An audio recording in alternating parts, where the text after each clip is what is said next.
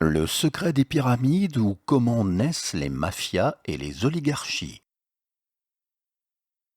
Quand nous contemplons les pyramides égyptiennes, en dehors de la prouesse technique et de l'organisation humaine qu'il fallut pour les ériger, nous ne pouvons que nous interroger sur les causes qui poussèrent les hommes à s'unir pour construire ces montagnes artificielles.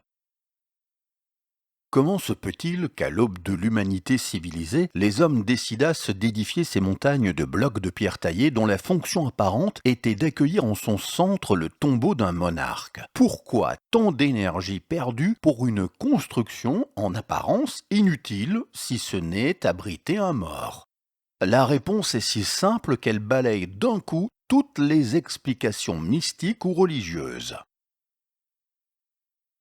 La cause de l'édification des pyramides est d'ordre purement énergétique. Si les hommes ont édifié ces pyramides, c'est tout simplement qu'ils avaient l'énergie et le temps pour le faire, au lieu d'utiliser leur temps à aller chercher leur énergie. Et travailler à l'édification d'une œuvre inutile n'avait qu'une seule fonction, leur faire oublier qu'ils nourrissaient une oligarchie parasite qui avait perdu sa fonction initiale protectrice. L'homme ainsi occupé par le travail ne pensait plus à remettre en cause le pouvoir qui vivait à ses dépens.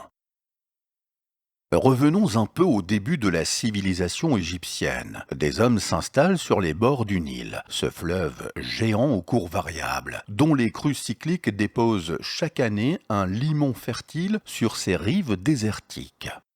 L'association de l'eau du fleuve, du limon déposé sur ses rives et de l'ensoleillement permit à l'homme, malgré le milieu désertique, de réaliser des cultures productives sur les bords du fleuve et ainsi d'avoir assez de calories, d'énergie pour survivre toute l'année avec les produits des cultures accumulées à la bonne saison.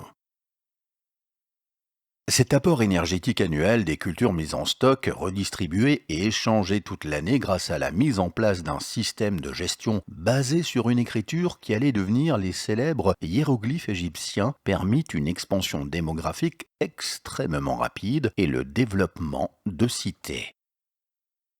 Ces cités riches, nourries par le travail de la terre de ces agriculteurs et les stocks accumulés, attirèrent logiquement un nouveau type d'homme, le prédateur-pilleur, qui se spécialisa dans le vol des stocks énergétiques, céréales, bétail et richesses manufacturées pouvant être à l'occasion échangées.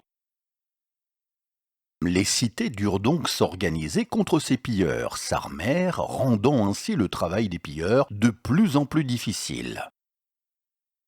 Un jour, un groupe de pilleurs qui trouvait son travail de prédation de plus en plus risqué eut l'idée géniale d'aller négocier avec ces cités naissantes ses compétences guerrières de pillards pour les protéger des autres groupes concurrents de pillards.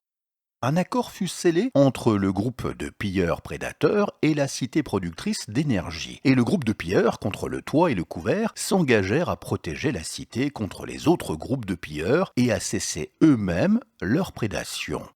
Ce système marcha si bien que ces guerriers bien nourris chassèrent progressivement tous les pilleurs de la région.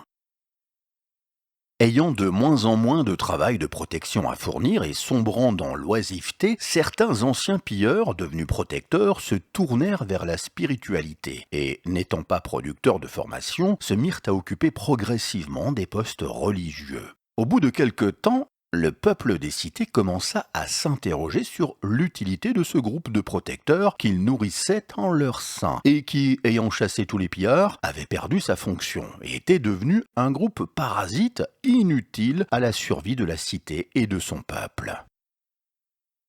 C'est là que la fonction des pyramides prend tout son sens. La noblesse, s'appuyant sur le clergé, décida pour éviter la remise en cause de leur pouvoir d'occuper à la mauvaise saison le peuple par des grands travaux inutiles, qui sous couvert de l'édification d'une pyramide, d'un temple, d'une statue colossale ou d'un obélisque occupaient un peuple en lui faisant pousser ou tirer des pierres, l'empêchant ainsi de sombrer dans l'oisiveté. L'oisiveté qui est la mère de toutes les réflexions et qui aurait permis à ce peuple de comprendre qu'il entretenait des parasites issus lui-même de la noblesse.